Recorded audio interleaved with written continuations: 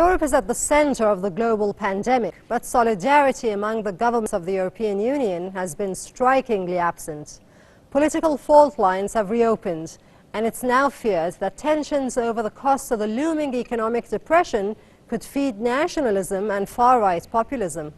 Hello and welcome to the program. I'm Leila Faromazi, and in this episode of The Outbreak, we'll be talking about how the pandemic's shockwaves can affect the EU.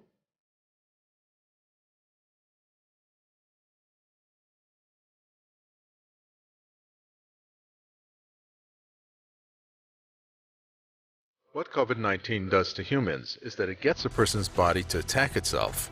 In the worst cases, the body's autoimmune system essentially goes haywire as it tries to fight off the infection. This can lead to serious inflammation in the lungs and ultimately to major organ failure.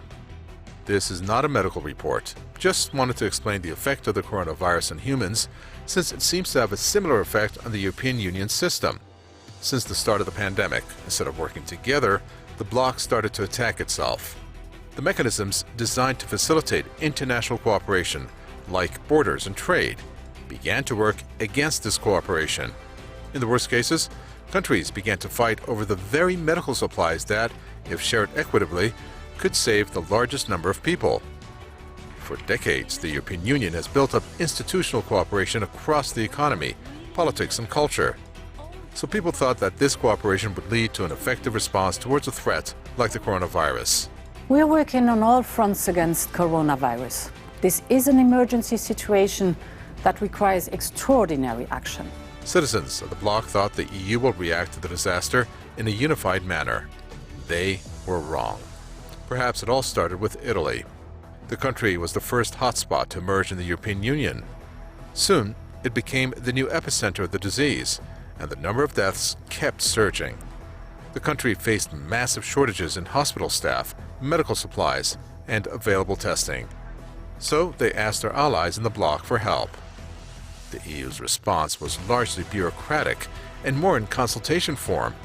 When it came to concrete assistance, the EU had little to offer Italy. Italy asked to activate the EU mechanism of civil protection for the supply of medical equipment for individual protection. But not a single EU country responded to the Commission's call. Worse, a number of European countries, like France and Germany, actually imposed export limits on critical medical supplies for fear that they would need them in the coming days. That's why last week, Italy's Prime Minister, Giuseppe Conte, said the very future of the EU was at stake over its response to the coronavirus. Spain is agreeing with Italy in this statement. After all, if you can't turn to your friends in the time of crisis, who can you turn to?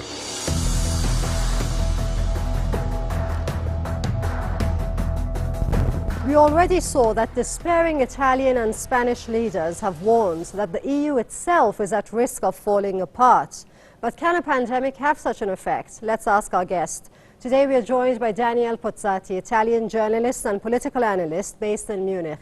He specializes in Italian and EU affairs. From Munich, hello and welcome to the show.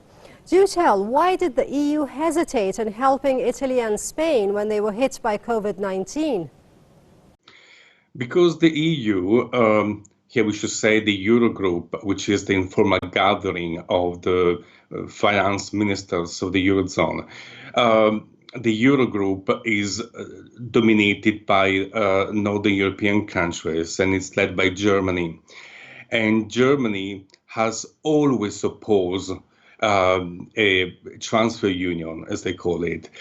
Germany has always opposed mutualization of debt, has always opposed sharing the financial consequences of a crisis within the EU.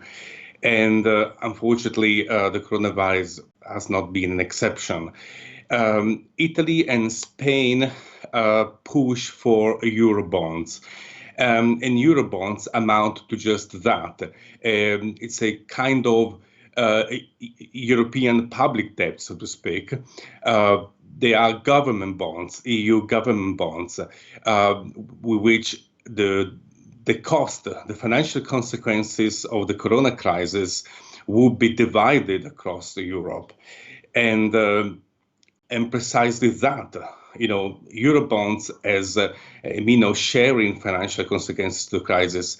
It's precisely what Germany is against. Thank you. Talk to you again later in the show. The way the European Union acts today will determine everyone's post-pandemic future. So far, it is not Europe's finest hour. Solidarity is becoming a hollow mantra, and the EU brand is tarnished.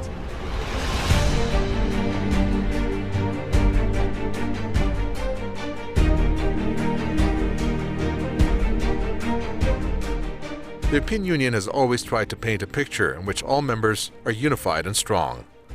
The bloc began this year reinvigorated, having seen off the threat of Brexit with a unity of purpose that typically eludes it when faced with such existential challenges.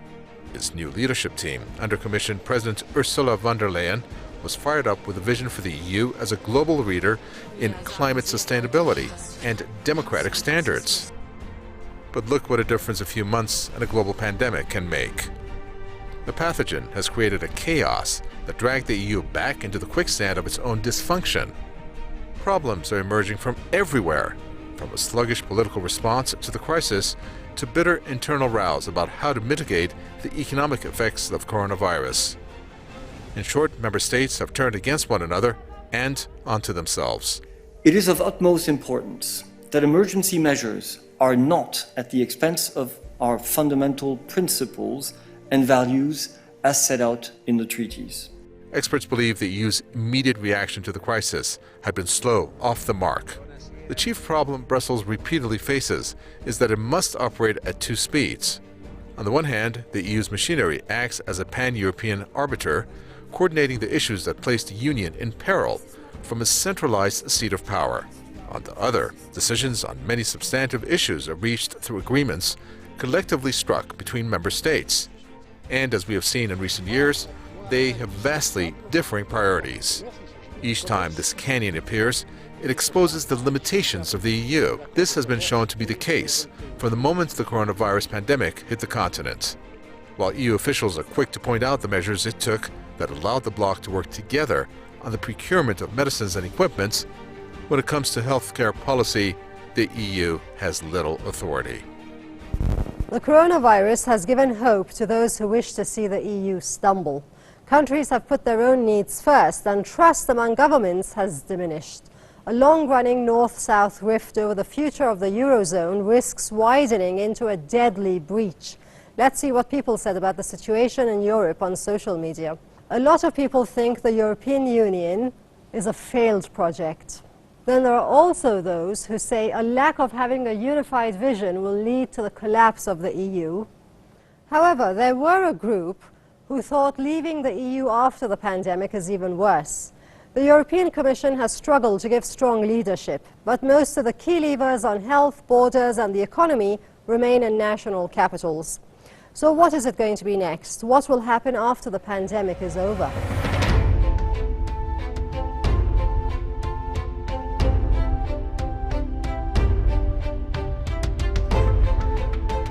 Last week, EU member states agreed on a €500 billion package of funds from the European Stability Mechanism, the European Investment Bank, and the European Commission to help countries struggling pay for public services, keep businesses afloat, and to help people who have lost their jobs as a result of the crisis. The deal was only struck long hours of discussions, as some members insisted that the funds should come with strict terms and conditions attached. Wealthier nations were not happy with the terms of the agreement, but at the end, they gave in. Such tensions between EU member states existed long before the coronavirus. Brexit provided a brief respite, offering the opportunity to unite against a common threat. That unity, it turned out, was fleeting.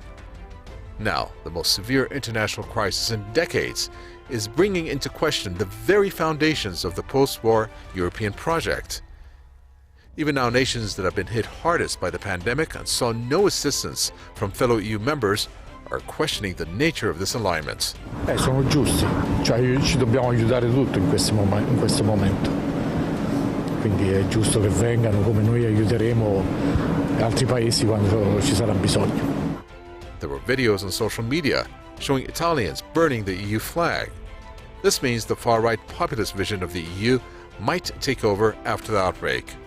They see the bloc as a loose union of nations with minimal political integration. As for now, the EU members have bigger worries. The pandemic is raging on and testing every government one after another. It's testing the Europeans as a union as well. Even if the pandemic spread slows and life gradually returns to something resembling normality, the knock-on effects of the past few months will be felt for years. The EU will most likely spend those years reflecting on how it responded to the crisis, and if, in its current form, it would better handle any similar crisis in the future. In simple words, after this is over, they can't all go back to sitting around the table and pretend that this did not happen.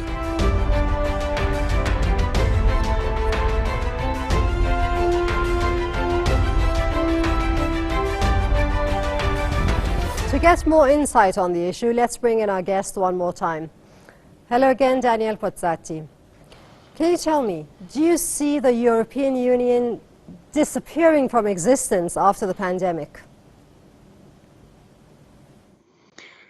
I mean, that's a matter for speculation, and at the moment, what I can see more plausible, it's more likely to happen, is that if Italy and Spain, starved of cash, are forced to ask for a loan by the European Stability Mechanism. This is what the EU and Germany want Italy and Spain to do. They want Italy and Spain to apply for a loan, to request financial assistance from the European Stability Mechanism.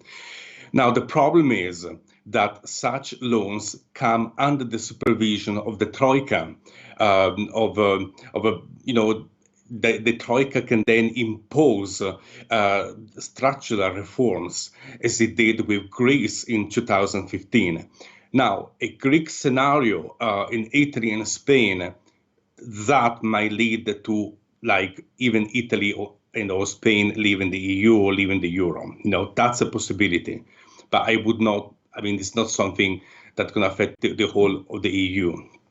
You may have, as I said, Italy and Spain leaving the euro, being forced to leave the euro, having to leave the euro eventually. Thanks for the contribution, Daniel Pozzotti from Munich. That's it for today. Don't forget to watch our next program. I've been Leila Faromarzi, and on behalf of the whole team here, thanks for watching. Look after yourselves and each other.